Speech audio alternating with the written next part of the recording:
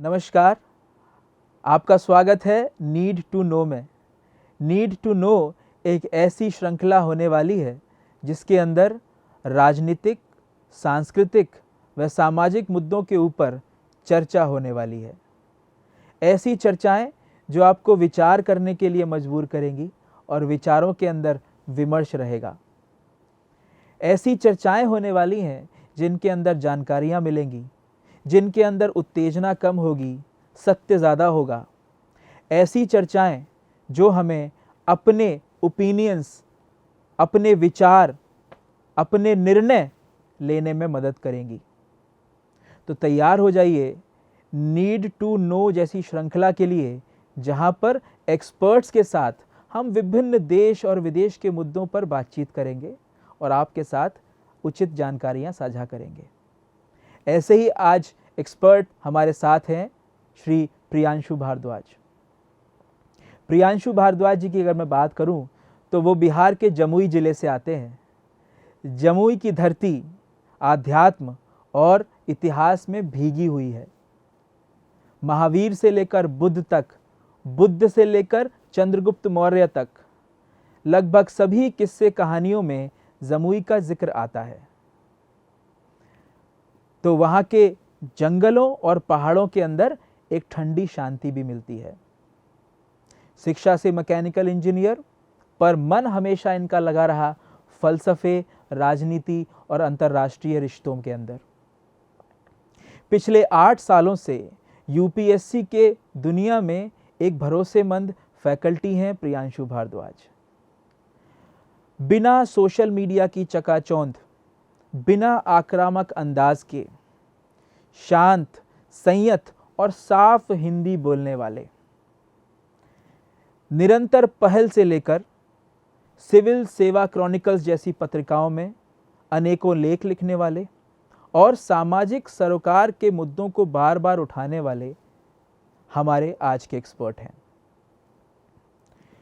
वो लगातार लिखते रहे हैं, कभी लेखों में, कभी कविताओं में और कभी अपने पैदल, जी हाँ, पैदल यात्राओं की चुप्पी में। किताबें पढ़ना, किताबें लिखना और चलते चलते दुनिया को गौर से देखना, ये इनके कुछ खास शौक हैं। आज हम इन्हीं से सुनेंगे अंतर्राष्ट्रीय राजनीति की बारीकियों के बारे में, दुनिया में उठापटक और हमारी आंखों से छूटती हुई वो सारी जानकारियां जो लगभग हम सभी इग्नोर कर देते हैं, जिनको सिरे से नकार देते हैं या टाल दिया करते हैं।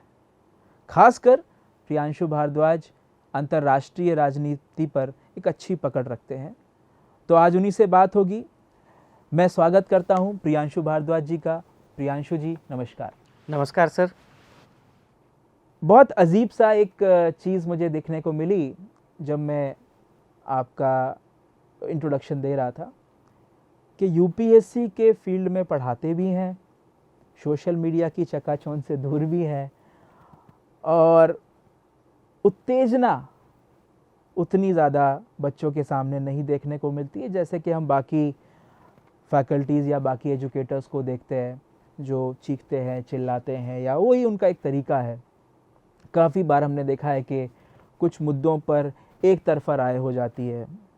इतिहास को थोड़ा सा तोड़ मरोड़ के पेश करना या इतिहास के बारे में वो व्याख्यान देना जो शायद हमारी व्यक्तिगत जो इंटरेस्ट है या जो फ़ायदे हैं उसकी तरफ हमको ले जाता है। तो ये कैसे हो रहा है?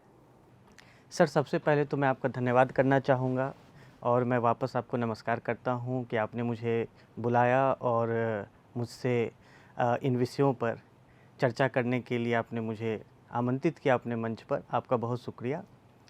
आपका जो प्रश्न है कि आज शिक्षकों में हम इस प्रकार की शैली देखते हैं कि एक उत्तेजना रहती है, कहीं ना कहीं अपना एक इम्प्रेशन छोड़ने का उन पर भी दबाव रहता है। हम जानते हैं कि शिक्षा एक व्यावसायिक क्षेत्र बन चुकी है, एक बहुत प्रतिस्पर्धी क्षेत्र है। शिक्षा में बहुत कंपटीशन है, as like any other sector. तो इसीलिए शायद शिक्षकों में भी ये भावना रहती हो कि ज़्यादा से ज़्यादा लोग मुझसे प्रभावित हो सकें, इसलिए वो वैसा करते होंगे। शिक्षक की भूमिका मुख्यतः एक माली के तरह होती है। माली जिस तरीके से बगीचे में फूल पौधों को पानी देता है या पानी देती है, तो क्या हमने उनमें कभी उत्तेजना देखी है? वो बहुत निरंतरता से एक नियमित तरीके से उन पौधों को सींचते रहते हैं और उनका लक्ष्य ये होता है कि ये पौधे आगे जाकर हरा भरा, हरियाली, छाँव पैदा करें।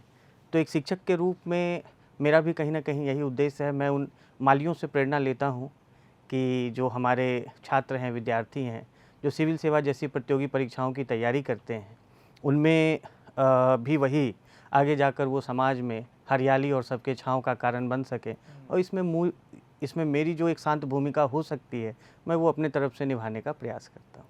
चलिए, बहुत बढ़िया।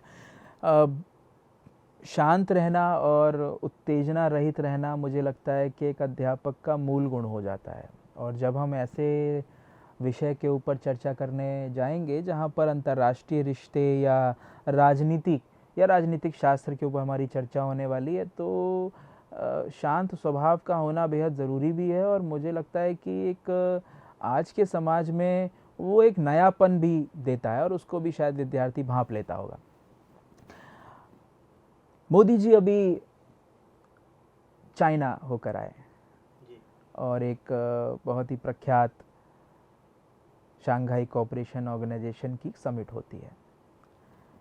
इसमें हमारा जो पलड़ा है वो एक तरफा दिखाई देता है, यानी हम एक तरीके से लग रहा है कि चाइना की तरफ होते जा रहे हैं। और ये राजनीति कुछ पिछले 2 महीने में बहुत तेज़ी से बदली है। अब तक हमारे रिश्ते अमेरिका के साथ बहुत सुलभ थे, बहुत अच्छे थे, बहुत शांत थे। ऐसा कौन सा बदलाव आया है जिससे हमारे को अपना चेहरा लेफ्ट से राइट घुमाना पड़ गया?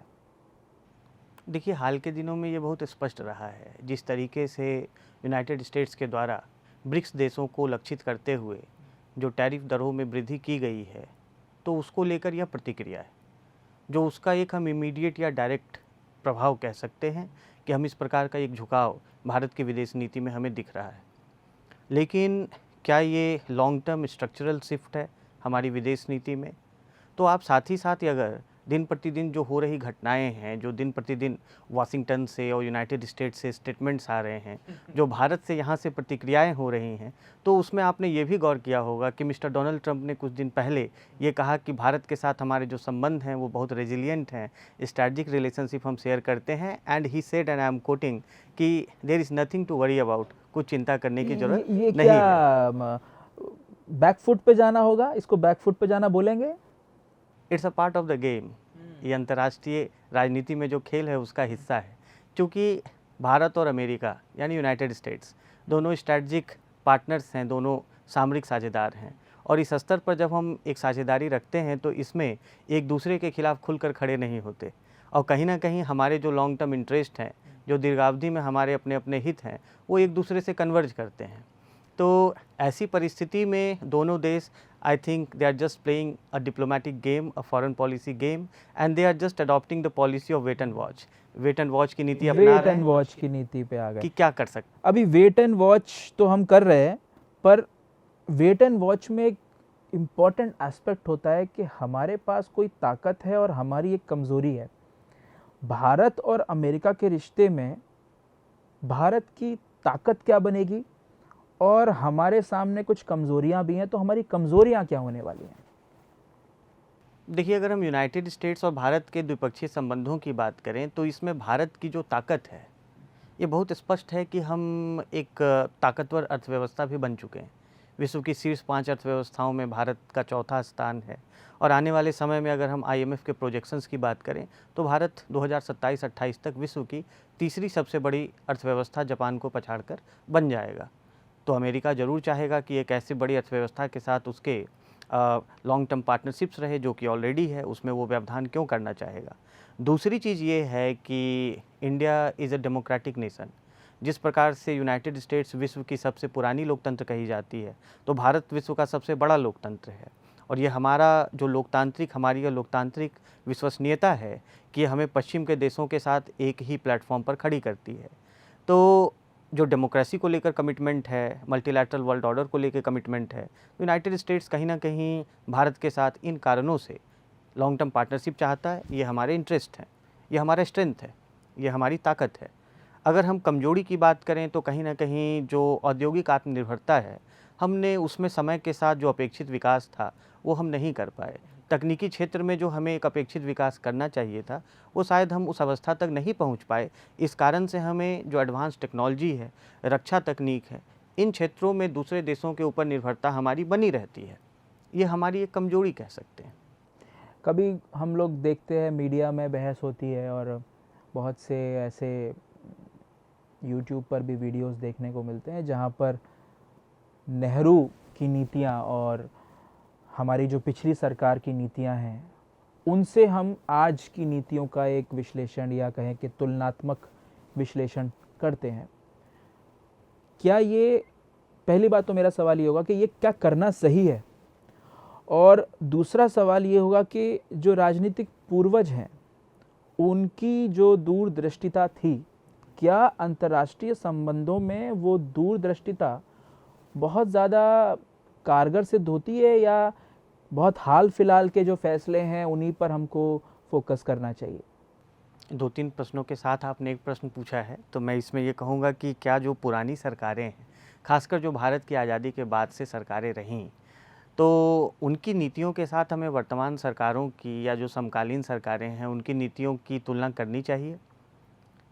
नीतियों की तुलना करने में कोई समस्या नहीं है, क्योंकि उसे हमें अपनी विदेश नीति की क्या ट्रैजेक्टरी रही है, क्या उसकी गति रही है, क्या उसका एक अपना दौर रहा है, उसको समझने में, उसकी क्या यात्रा रही है, उसको समझने में आसानी होती है।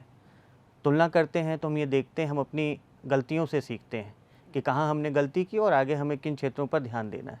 तुलना में समस्या नहीं है, पर उस तुलना को लेकर राजनीति ये उचित नहीं है। तुलना को लेकर उसके बाद किसी को कम दिखाना, किसी को बड़ा दिखाना, ये अच्छी बात नहीं। कोई भी नीतियाँ रहीं, वो भारत सरकार की नीति रही, हमें इस दृष्टिकोण से उसे देखना चाहिए। मेरा अगला प्रश्न ये है कि कितना पीछे जाना चाहिए जब राजनीतिक जो निर्णय है उनका अगर हमें समीक्षा करनी है, तो कितने पीछे जाकर हम राजनीतिक निर्णयों की समीक्षा कर सकते हैं अंतर्राष्ट्रीय संबंधों के केस में? ये देखिए, द्विपक्षीय संबंधों पर निर्भर करता है हम किस देश की बात कर रहे हैं। दूसरी बात कि हम किस मुद्दे की बात कर रहे हैं।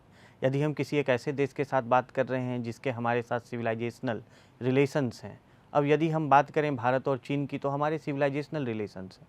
ये अलग बात है कि भारत को आज़ादी मिली 47 में, और उसके ठीक 1948 में आप देखते हैं कि चाइना, रिपब्लिक ऑफ चाइना एक राजनीतिक एंटिटी के रूप में सामने आता है।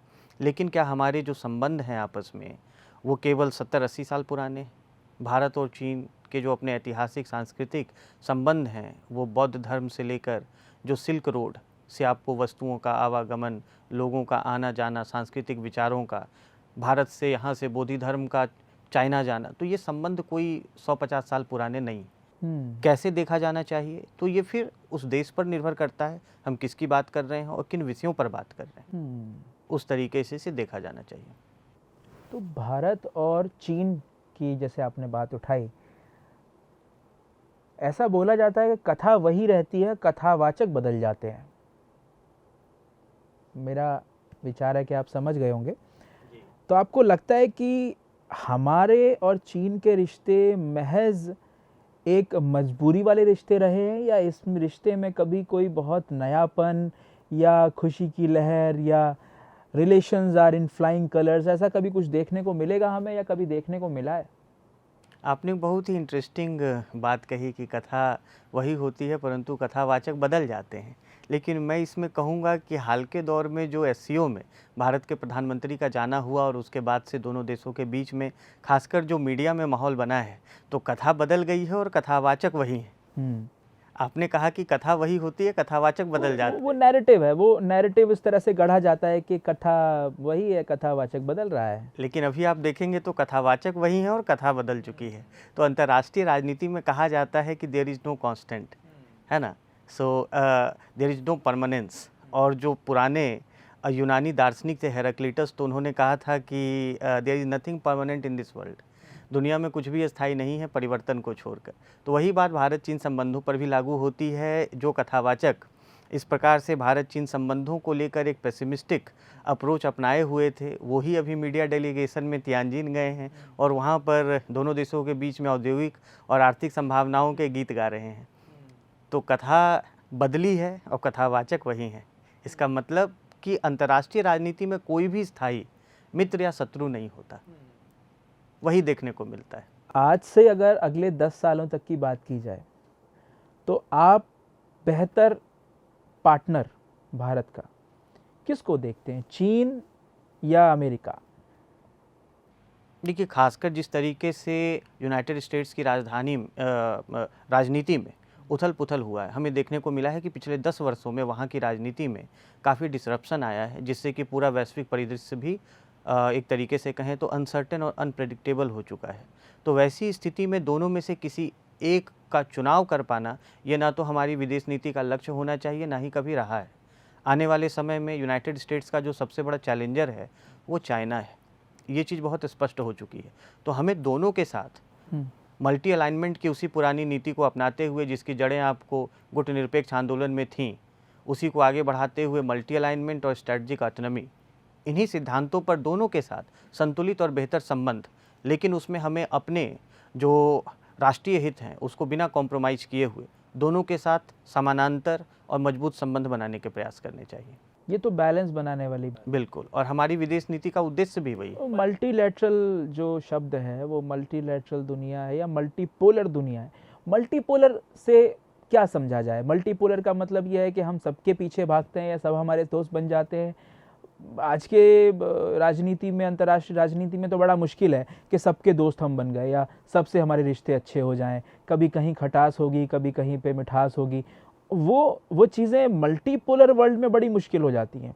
जब आज हम देखते हैं कि वर्ल्ड ही मल्टीपोलर है, विश्व एक मल्टीपोलर स्थिति में जा रहा है, तो वहाँ तो कहीं हमें फैसला लेना पड़ेगा कि किसके साथ हमें अपने थोड़ा सा मीठे रिश्ते रखने हैं, कहाँ पर थोड़ी खटास भी हम झेल लेंगे। वो फूफा की जो खटास है वो किसके साथ झेल ली जाएगी, वो वाले संबंध किसके साथ आएंगे? अब देखिए, मैं आपके दर्शकों के हित के लिए बता दूं कि मल्टीपोलैरिटी की जब हम बात करते हैं, बहुध्रुवीयता की, तो इसका अर्थ आपको कोल्ड वॉर के संदर्भ में समझा जाता है, जब दुनिया दो गुटों में बटी हुई थी, दुनिया दो ध्रुवों में बटी हुई थी। एक तरफ आपको पूंजीवादी खेमा यूनाइटेड स्टेट्स के नेतृत्व में, और दूसरी तरफ आपको सोशलिस्ट खेमा यूएसएसआर के नेतृत्व में।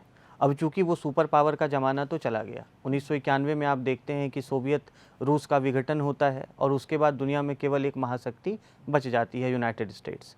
लेकिन वो भी अगर हम देखें पिछले 1-2 दशकों में, तो एक वैश्विक महाशक्ति के रूप में यूनाइटेड स्टेट्स की भी जो क्षमताएं हैं वो भी कम हुई हैं, उसकी भी शक्ति की सीमाएं सामने आई हैं। जैसे हमने अफ़गानिस्तान में यूनाइटेड स्टेट्स के ट्रूप्स का विड्रॉवल देखा, 2021 में वो चीज़ होती है। तो क्या अंतर्राष्ट्रीय घटनाओं में यूनाइटेड स्टेट्स की उसके जो प्रभाव हैं, जो उसकी शक्ति है, क्या वो पूर्व के ही समान अभी बनी हुई है?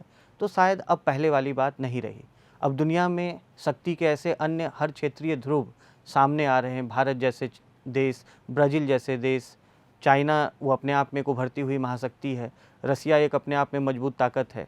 तो अलग अलग क्षेत्रों में, हम हिंद प्रशांत क्षेत्र में ऑस्ट्रेलिया की बात करते हैं, तो इन अलग अलग क्षेत्रों में जो ये ध्रुव, शक्ति के ध्रुव पैदा हो रहे हैं, हम इसे ही बहुध्रुवीय या मल्टीपोलर वर्ल्ड कहते हैं। अब चूँकि आपने कहा कि क्या हमें सबके पीछे भागना चाहिए, तो चाणक्य में मैं जाना चाहूँगा। चाणक्य ने अर्थशास्त्र में कहा था कि विदेश नीति का उद्देश्य ही यही होता है कि अपने मित्रों की संख्या जितनी ज़्यादा से ज़्यादा हो सके, शत्रुओं की संख्या कम से कम हो सके, जो तटस्थ देश हैं वो कम से कम हमारे शत्रु ना बन जाएं। तो ये विदेश नीति का उद्देश्य रहा है कि हम ज़्यादा से ज़्यादा साझेदारों के साथ बेहतर संबंध, द्विपक्षीय क्षेत्रों में जितना व्यापक हो सके उतना व्यापक संबंध हम पैदा करें। ये हमारी विदेश नीति का उद्देश्य है। ये तो अच्छी बात है कि हम संबंधों का दायरा बढ़ाना चाहते हैं, सभी से मित्रता चाहना तो अच्छी बात है ना।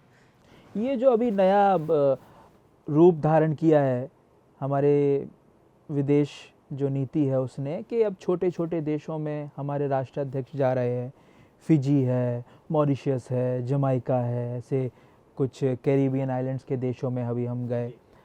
तो ये छोटे छोटे देश हैं, ये भी क्या गेम चेंजर बनेंगे कभी? क्या या ये सिर्फ ऐसे हैं कि फील्डिंग ही करेंगे, बॉलिंग और बैटिंग जो है ये बड़े बड़े देश ही करेंगे? ऐसा कुछ महसूस होता है? देखिए, यदि हम छोटे बड़े देश और उनकी संभावनाओं की बात करें, तो छोटा देश तो जापान भी है, छोटा देश तो दक्षिण कोरिया, इजराइल भी है। तो क्या हम उनके राष्ट्रीय शक्ति की तुलना, आकलन हम उनके भौगोलिक क्षेत्रफल से कर सकते हैं? ऐसा नहीं है। नहीं मतलब आर्थिक रूप से मैं उसकी बात कर रहा हूँ कि जो ये छोटे देश हैं जहाँ पर बहुत ज़्यादा उनका आर्थिक क्षेत्र उतना बड़ा नहीं है। पर संभावनाएं हैं। यदि हम बात करें कि अगर हम आपस में मिलकर संभावनाओं पर काम करते हैं तो वैसे भी देशों को मजबूत अर्थव्यवस्था, विशेषकर हम बात करें तो मैरीटाइम इकॉनमी का उन्हें हम एक मजबूत पिलर बनने में, एक मजबूत स्तंभ बनने में अपना हम सहयोग योगदान दे सकते हैं। आपने कहा कि क्या आने वाले समय में वो गेम चेंजर हो सकते हैं। देखिए, जो वैश्विक चिंता का क्षेत्र है वो समुद्री क्षेत्र बनकर उभरा है। Maritime security, global maritime trade, वो वैश्विक स्तर पर एक मजबूत चिंता का क्षेत्र बनकर उभरा है। यूनाइटेड स्टेट्स ने भी अपनी 2017 से विदेश नीति में हिंद प्रशांत क्षेत्र को अपनी फॉरेन पॉलिसी का फोकस एरिया बनाया है। तो इंडो पैसिफिक क्षेत्र के ये जितने भी देश हैं वो सभी आपको मैरीटाइम सिक्योरिटी के दृष्टिकोण से, समुद्री अर्थव्यवस्था हम जिसे ब्लू इकॉनमी कहते हैं, जिसके लिए भारत सरकार ने सागर महासागर जैसी पहले शुरू की हैं, तो इस दृष्टिकोण से इन देशों का महत्व अधिक है। दूसरी बात मैं कहूँगा कि जब लैंड सैचुरेट कर जाएगा, जब भूस्थल उद्योगों के क्षेत्र में, संसाधनों के क्षेत्र में सैचुरेट कर चुका होगा, तो ये समुद्री जो टापू देश हैं इनमें वो संभावनाएं बची होंगी। फिर मनुष्य कहाँ जाएगा? फिर मनुष्य समुद्रों की ओर जाएगा। हम जा रहे हैं, हम सी एक्सप्लोरेशन कर रहे हैं, वहाँ पॉलीमेटलिक नोड्यूल्स ढूंढ रहे हैं, वहाँ हम खनिज ढूंढ रहे हैं, रेयर अर्थ मेटल्स ढूंढ रहे हैं। तो क्या ऐसा नहीं हो सकता कि आने वाले समय में इन टापू द्वीपों के आसपास ऐसे खनिज के स्रोत, ऐसे आपको आने वाली जो भविष्य की पीढ़ियों का निर्माण होगा, उन निर्माण करने वाले संसाधनों का हमें स्रोत मिल सके? उस क्षेत्र में क्या हम अभी से संभावना नहीं तलाश सकते, है ना? तो हमेशा इन क्षेत्रों को उसी संभावना के दृष्टिकोण से भारत को देखना चाहिए और ये बहुत स्वागत योग्य बात है कि भारत सरकार उन देशों पर अपनी विदेश नीति में ध्यान डाल रही है। राइट। अभी पिछले कुछ 10 सालों से एक शब्द बार बार हम सुनते हैं, डायस्पोरा। हमारे प्रधानमंत्री ने विदेशी दौरों में ये दिखाया कि भारत की जो शक्ति है डायस्पोरा के रूप में, जो प्रवासी भारतीय है, वो कितनी बड़ी है, कितनी ताकतवर है। और उसको प्रदर्शन के रूप में भी देखा जाता है। हम शक्ति प्रदर्शन भी करते हैं विदेशों की धरती पे, और कभी कभी आर्थिक रूप में भी वो बहुत सशक्त साबित होती है। आपके विचार से ये डायस्पोरा के ऊपर हमारा जो ट्रस्ट है, जो हमारा विश्वास है, खास करके आर्थिक क्षेत्रों में, वो कितना सबल है, वो कितना ज़रूरी है और वो कहाँ तक होना चाहिए? क्या हम उन पे ट्रस्ट या उन पे अपने डिसीजंस को बेसिस कर सकते हैं कि नहीं? देखिए, जो भारतीय डायस्पोरा है उसको लेकर हाल फिलहाल एक बहुत इंटरेस्टिंग मज़ेदार बात की जाती है। पहले जैसे कि आपको ब्रिटिश काल में कहा जाता था, ब्रिटिश साम्राज्यवाद का लक्षण था कि ब्रिटिश साम्राज्य में सूर्य का कभी अस्त नहीं होता। It was said that the sun never sets in the British empire. अब ये कहा जाता है कि भारतीय डायस्पोरा में कभी सूर्य का अस्त नहीं होता। The sun never sets in the Indian diaspora. ये इतनी विशाल है, ये इतनी व्यापक और बृहद है। पूरे दुनिया की बात करें तो लगभग 3 करोड़ भारतीय, 2.5 से 3 करोड़ भारतीय वो दुनिया के अलग अलग क्षेत्रों में वो रहते हैं।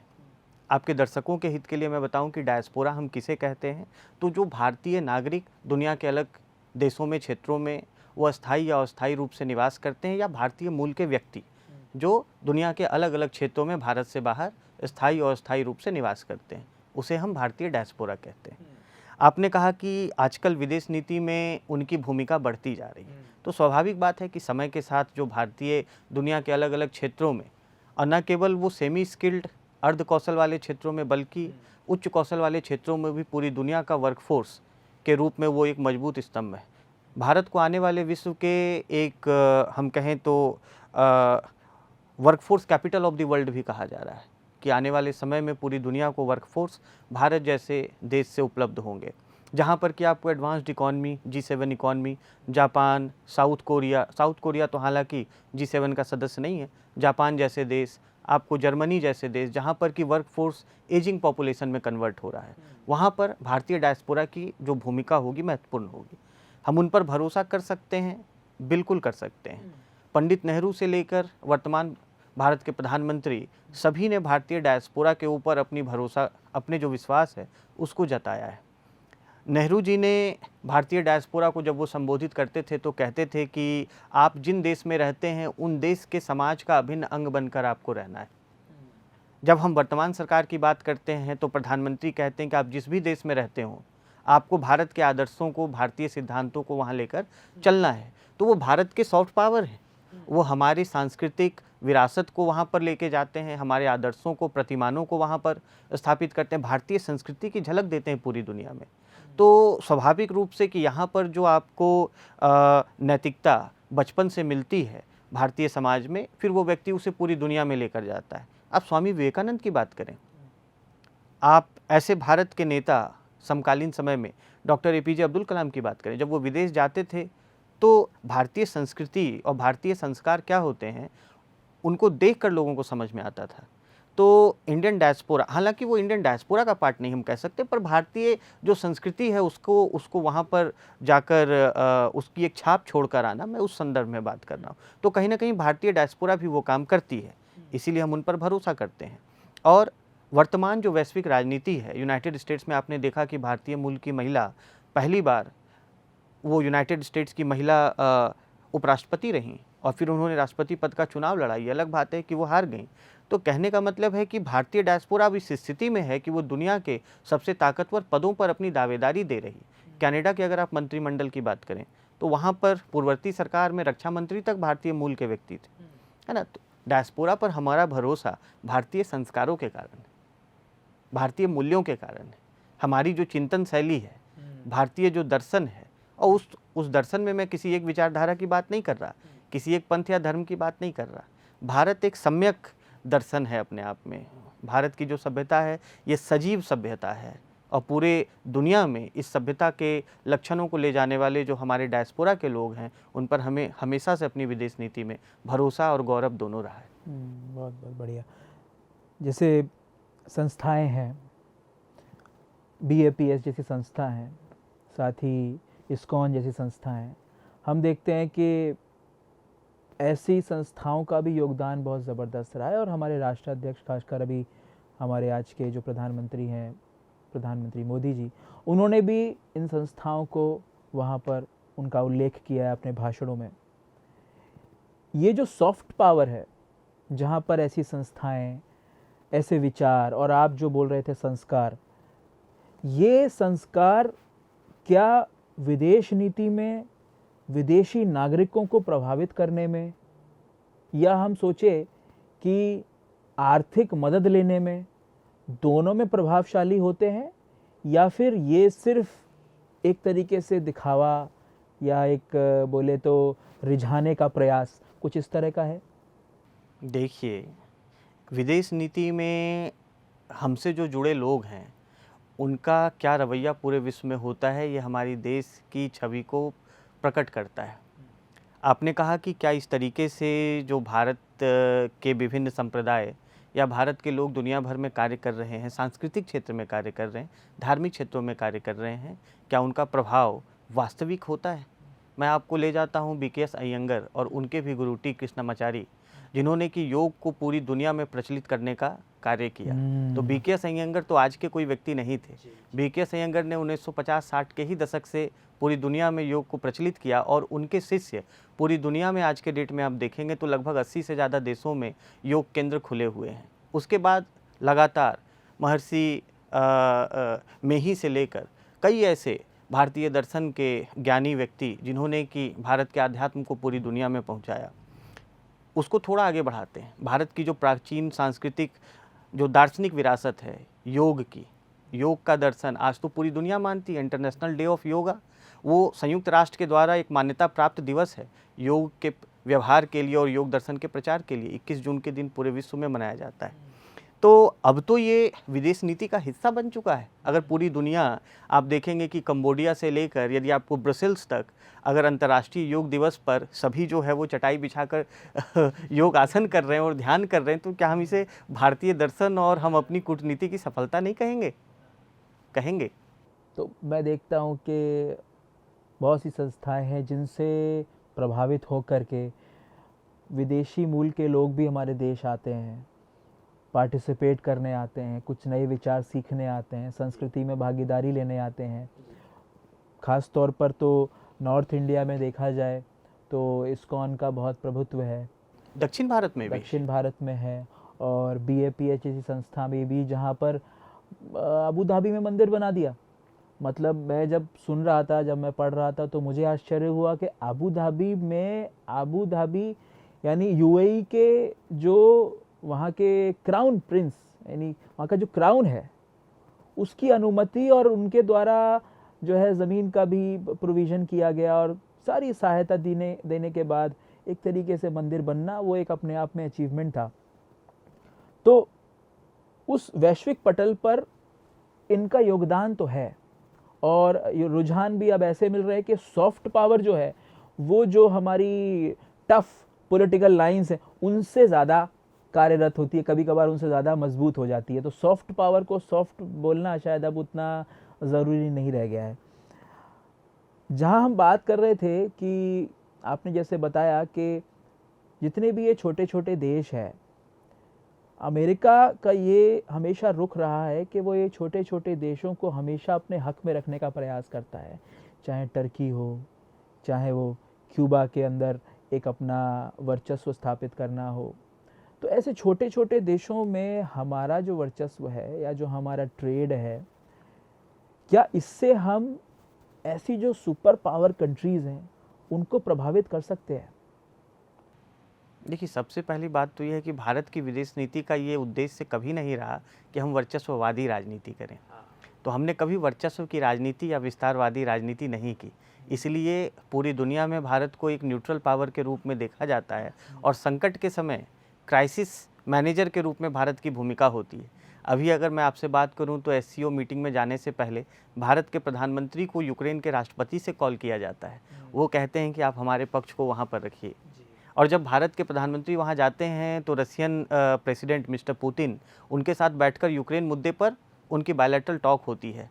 तो कहीं ना कहीं जो भारत की भूमिका है वो एक मध्यस्थता की रही है, वो इस कारण बन पाई है कि हमने सभी देशों का विश्वास जीता है। पहली बात तो ये है। दूसरी चीज़ ये है कि अंतर्राष्ट्रीय राजनीति में हम किस माध्यम से, आपका जो प्रश्न था कि ऐसे सुपर पावर्स हैं हम कैसे उन पर प्रभाव डाल सकते हैं, तो अपनी आंतरिक शक्ति को मजबूत कर कर हम प्रभाव डाल सकते हैं। कोई भी आपसे इस कारण प्रभावित नहीं होगा कि आपके तीसरे देशों के साथ संबंध कैसे हैं। इस कारण कोई भी अंतर्राष्ट्रीय राजनीति में प्रभावित होता है कि आप what you bring on the table. तो हमारा स्ट्रेंथ है, the future belongs to us. और मैं आपके प्रश्न से थोड़ा सा हटते हुए ये बात कहना चाहूँगा कि व्हाट आई सी, किस तरीके से मैं अंतर्राष्ट्रीय जगत को देखता हूँ कि the age of civilisational nations have come back. आप अगर 200-300 साल पहले देखें तो औपनिवेशिक काल से पहले भारत और चीन जैसे देशों की GDP को बहुत विकसित कहा जाता था कि आत्मनिर्भर थे, और जो कुटीर उद्योग, कॉटेज इंडस्ट्रीज, आर्टिसंस गाँव में, और एक सेल्फ सफिशिएंट इकॉनमी हमारी कुछ एक्सटेंट तक थी। औपनिवेशिक काल में ये सब में तबाही आ गई। इसका कारण जो पश्चिम के कॉलोनियल पावर थे। तो 200-300 साल हमने देखा कि इन सभी एशिया, अफ्रीका और लैटिन अमेरिकन कंट्रीज़ में जो तबाही, जो उत्पीड़न, जो शोषण किया गया इन औपनिवेशिक शक्तियों के द्वारा, अब वो फिर से चक्र वापस घूमकर ग्लोबल साउथ और डेवलपिंग कंट्रीज़ का समय वापस आता है। और इसमें आप भारत, चीन जैसे जो सिविलाइजेशनल पावर्स हैं, आप उनका उदय मैं इसी दृष्टिकोण में देखता हूँ। The age of civilisational nations has returned once again, and that is why इसी कारण से कहा जाता है कि जो 21वीं सदी है वो एशिया और अफ्रीका की सदी है। ये तो बात सही है। अब देश की राजनीति पे आते हैं। हाल फिलहाल में लगभग हमारे देश में हर साल चुनाव होते हैं, किसी न किसी राज्य में चुनाव, यानी चुनावों का देश है ये। चुनाव हमेशा चलते रहते हैं और राजनीति हमेशा गर्म रहती है। अगर हम देश की जनता की बात करें, जो वोटर है हमारे देश का, खास वोटर, वो कई बार मुद्दा गरीबी है, कई बार मुद्दा महंगाई है, कई बार मुद्दा अनएम्प्लॉयमेंट, शिक्षा, ये बहुत सारे मुद्दे हैं। पर क्या जनता के बीच में विदेश नीति मुद्दा बनने लगी है? क्या जनता चुनाव में वोट डालते वक्त हमारे और अमेरिका के संबंध, हमारे और चीन के संबंधों के ऊपर विचार कर कर वोट डालती है? क्या ये बदलाव आपको देखने को मिल रहा है? मैं आपसे कहूँगा कि भारतीय राजनीति में विदेश नीति पहले से एक बहुत इम्पोर्टेंट, एक महत्वपूर्ण घटक रहा है। पाकिस्तान को छोड़ दीजिए। ये सुनने में आश्चर्यजनक लग सकता है कि पाकिस्तान के अलावा भी दिल्ली के रामलीला मैदान में जब लाखों की भीड़ होती थी और जब आपको जनता पार्टी की वहाँ पर सरकार बनने की कवायद हुई और उस रैली में श्री अटल बिहारी वाजपेयी, जो कि भारत के पूर्व प्रधानमंत्री भी रहे और काफ़ी लोकप्रिय प्रधानमंत्री रहे, उस समय तो वो जनता पार्टी के आपको नेता थे और बाद में मोरारजी देसाई की सरकार में वो उन्होंने विदेश मंत्री का पद संभाला। तो जब रामलीला मैदान में संबोधित कर रहे थे तो वो किसकी बात कर रहे थे? भारत की इजराइल और फिलिस्तीन पर नीति की बात कर रहे थे। मैं आपसे 1970 के दशक की बात कर रहा हूँ, आपातकाल के बाद की। उस पे मैं आऊँगा, उस पे, हाँ बताइए। उसके पहले हाँ, जो नेहरू जी की बात होती है, तो नेहरू जी अपनी चुनावी सभाओं में, राजेंद्र प्रसाद अपनी चुनावी सभाओं में, वल्लभ भाई पटेल अपनी चुनावी सभाओं में, उसके पहले यदि हम चले जाएं थोड़ा सा पहले, आज़ादी से भी पहले, महात्मा गांधी पूरी दुनिया में हिटलर की नीतियों को लेकर चुनावी सभाओं में बात करते थे। जो औपनिवेशिक नीतियां हैं उसका प्रभाव दुनिया भर के जो विकासशील देशों पर पड़ता है उसकी बातें करते थे। हाँ, उस समय चुनावी लोकतंत्र का मामला नहीं था, यहाँ पर 1937 के बाद प्रांतीय सरकारें बननी शुरू हुई, लेकिन कहीं ना कहीं भारतीय मानस में जो भारत का हित है वो दुनिया के हित से अछूता नहीं है, ये भारतीय मानस में हमेशा से रहा है। इसीलिए मैंने कहा कि इजराइल फिलिस्तीन का मुद्दा रामलीला मैदान में, आप कह सकते हैं वहाँ कौन सुनने आता है? जो चांदनी चौक के बाज़ारों में आपको जो ठेला चलाने वाले, रिक्शा चलाने वाले लोग हैं, जो आसपास के क्षेत्रों में मजदूर वर्ग जो काम कर रहा है, हाँ उसमें बुद्धिजीवी भी लोग होते हैं, उसमें जो आपको शिक्षित नागरिक, जो प्रबुद्ध नागरिक हैं वो भी होते हैं, पर भारत का जनमानस भी उन चीज़ों को लेकर, क्यों? क्योंकि हमारी विदेश नीति मूल्यों पर आधारित रही है और मूल्य हर भारतीय का सरोकार। हम जब वसुधैव कुटुंबकम की बात करते हैं, जब हम न्याय अन्याय की बात करते हैं, तो भारत के हर नागरिक को उससे सरोकार। दूसरी चीज़, मैं समकालीन परिप्रेक्ष्य में आता हूँ। अभी हम जैसे देखते हैं कि आपने कही शिक्षा, बेरोजगारी, गरीबी, ये हमारे विकास के मुद्दे हैं, तो जनता इस पर वोट देती है या ये विदेश नीति के जो ये झंझट हैं उनको सोचकर वोट देती है? आप देखें कि क्या ये दोनों क्षेत्र जुदा हैं, अलग हैं? अभी अगर यूनाइटेड स्टेट्स ने भारत के ऊपर टैरिफ को बढ़ा दिया तो इससे आपको सूरत की फैक्ट्रियां बंद हो गई, आपको तिरुपुर की फैक्ट्रियां बंद हो गई, तो क्या उससे नौकरियों का, रोजगार की क्षति नहीं हुई?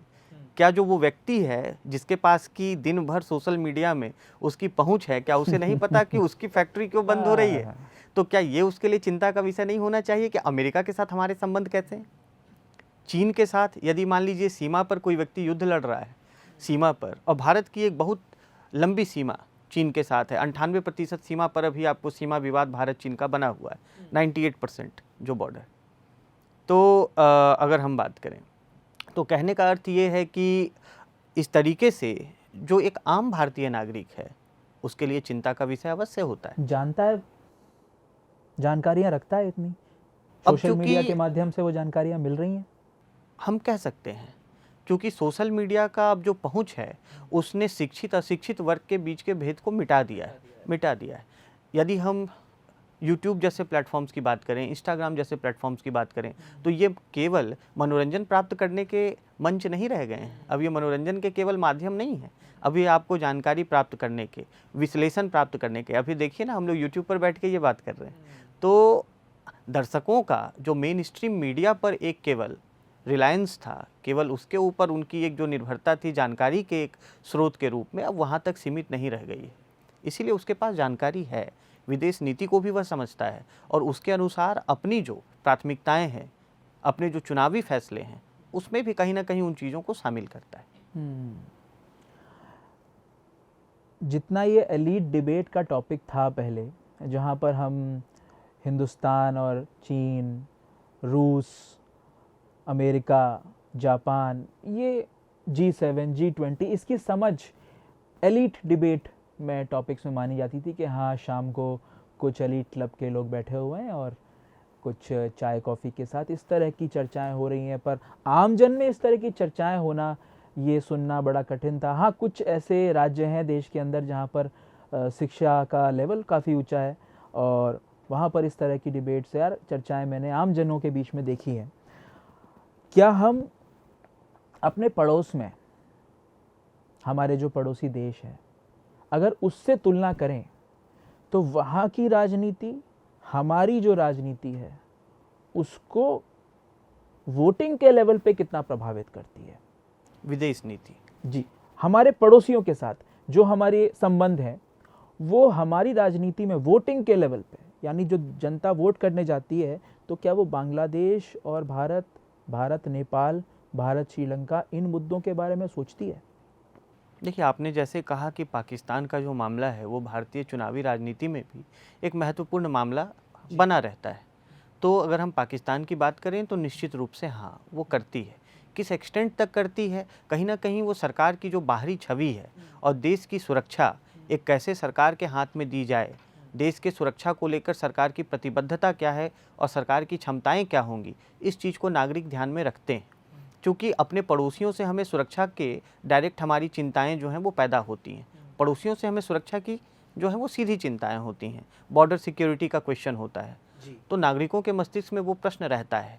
लेकिन ये ज़रूर बात है कि चूंकि हम विकासशील देश हैं तो नागरिकों की जो चिंताएं हैं वो विकासात्मक चिंताएं अधिक हैं, रोटी रोजगार की चिंताएं अधिक हैं, शिक्षा सड़क की चिंताएं अधिक, पानी बिजली की चिंताएं अधिक हैं। तो हमेशा हम उन चिंताओं को प्राथमिकता देते हैं जो हमारे जीवन को सर्वाधिक प्रभावित करती हैं। तो ये वो प्राथमिकताओं के क्रम की बात है, लेकिन हाँ, वो चिंता में शामिल होती है। राष्ट्राध्यक्षों की जो विदेश की बाहरी जो यात्राएं होती हैं, विदेशी यात्राएं होती हैं, खासकर अभी के जो प्रधानमंत्री मोदी जी हैं उनकी विदेश यात्राएं, ऐसा मीडिया में, एक्सपर्ट्स द्वारा, अखबारों में हम दो तरह की राय पढ़ते हैं। एक राय ये बोलती है कि ये महज इमेज बिल्डिंग वाली यात्राएं हैं, यानी यहाँ पर इमेज बिल्डिंग हो रही है, और असल नीति की जो ताकत है वो इन यात्राओं से भिन्न है। तो आपके विचार से क्या ये यात्राएं, राष्ट्राध्यक्षों की जो यात्राएं हैं, वो महज इमेज बिल्डिंग के लिए होती हैं या इसमें असल नीति की कोई ताकत दिखाई पड़ती है? देखिए, जो राष्ट्राध्यक्षों के द्वारा या सरकार के प्रमुखों के द्वारा विदेशी यात्राएं की जाती हैं, उसमें हमेशा से और हर देश में एक इमेज मेकिंग का अटेम्प्ट रहता है, ताकि हमें अपनी जो डोमेस्टिक कंस्टिट्यूएंसी है उसमें नेता ये दिखाने का प्रयास करते हैं कि वैश्विक स्तर पर हमारी पहचान वो है, हमेशा रहा हमारी है। साख है, वो हमेशा रहा वो है, हमेशा रहा है। वो हमेशा रहा है, वो राजनीति का हिस्सा रहा है। अच्छा, दूसरी बात, एक पक्ष तो इसका ये हो गया कि उन्हें वैश्विक मंच पर अपने आप को, जो बड़े देश के, जो ताकतवर देशों के नेता हैं उनके साथ, और अपने आप को वो दिखाना, प्रस्तुत करना चाहते हैं ताकि एक डोमेस्टिक कॉन्स्टिट्यूएंसी में उनकी भी मजबूत छवि बने। ये हमेशा राजनीति का एक हिस्सा रहा है, लेकिन और वो जरूरी भी है। इसमें दोनों पक्ष हैं। लेकिन जब हम दूसरे पक्ष पर आते हैं तो राष्ट्र प्रमुखों की जो दूसरे देशों की यात्रा है उससे हमें विदेश नीति में सब्सटैंटिव अचीवमेंट्स भी होते हैं।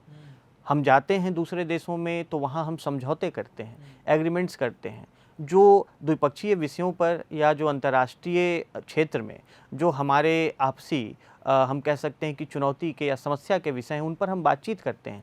तो सीधे जो समिट लेवल टॉक्स होती है उस पर इन चीज़ों पर खुली चर्चा होती है, समझौते होते हैं, और इसमें फॉरेन पॉलिसी में सब्सटैंटिव रिजल्ट यील्ड होते हैं।